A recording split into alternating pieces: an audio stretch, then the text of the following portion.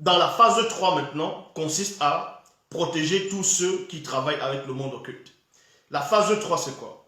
D'abord, premièrement, la phase 1, la personne va entrer dans votre vie pour prendre le contrôle sur vous, pour vous dominer, pour vous contrôler après.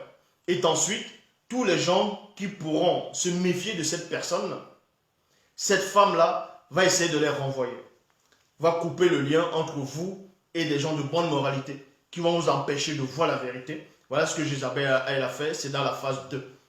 Et la phase 3 consiste, maintenant, elle va prendre des mauvaises personnes qui raisonnent comme elle, qui pensent comme elle, et mettre ces gens autour de vous.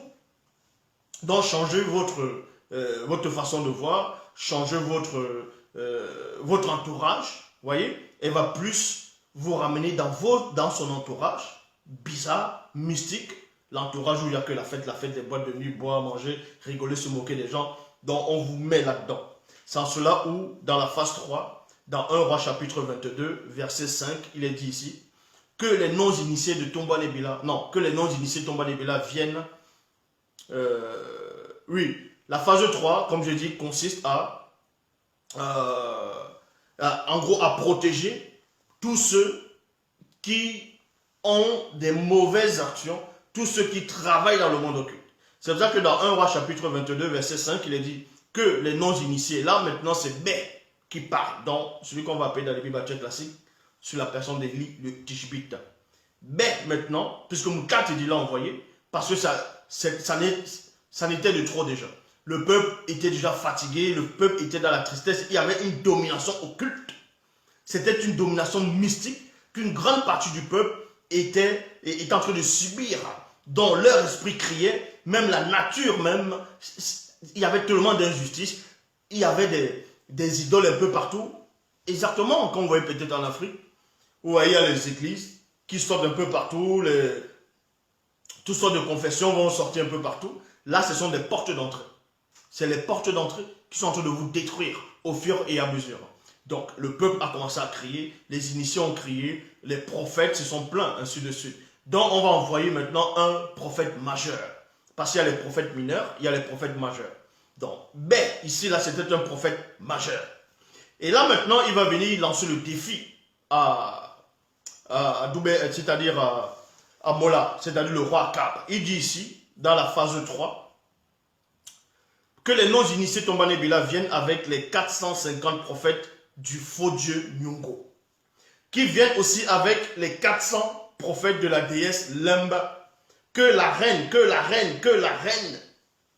Munja Nyungu protège. Donc vous voyez que la reine Jézabel protège. La reine Jézabel protège qui? Elle protège les faux prophètes. Elle prophète, c'est-à-dire elle protège les faux prophètes. Elle fait alliance avec les faux prophètes. Parce qu'ils sont tous dans la même communauté, dans les mêmes loges. Ils travaillent tous dans les mêmes loges. Remarquez ce qui est important ici. Le prophète Élie, c'est-à-dire il dit au roi Mola que la reine protège et non que toi, tu es en train de protéger. Parce qu'il sait que malgré qu'il est sur l'influence,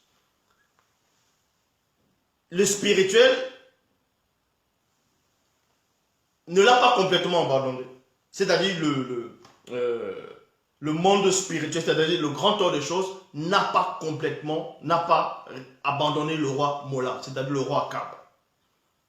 Mais le prophète le savait, il le sait. C'est pour ça qu'il se permet encore de venir devant le roi et de lui parler face à face. Mais il n'est pas allé parler devant Jézabel. Parce que Jézabel, son compte était déjà bon dans le plan spirituel. Donc vous comprenez ici, c'est dans la phase 3. La phase 3 consiste, on va protéger, on va laisser prospérer des mauvaises personnes. Donc le roi, c'est-à-dire par sa femme, va établir des mauvaises personnes dans plusieurs régions. Et ces personnes-là vont détruire le peuple, vont voler les terres du peuple. C'est pour ça que quand on va établir telle personne dans telle région, telle dans telle région, telle dans telle région, vous allez voir que ces personnes vont avoir des comportements bizarres. Ils vont commencer à soit voler vos terres, soit à avoir l'excès de pouvoir, le zèle, qu'ils contrôlent toute la région, qu'ils font ce qu'ils veulent. Les gens vont se plaindre. mais on ne va rien les faire. Parce que ils sont tous dans une même société secrète. Voici ce qui se produit ici.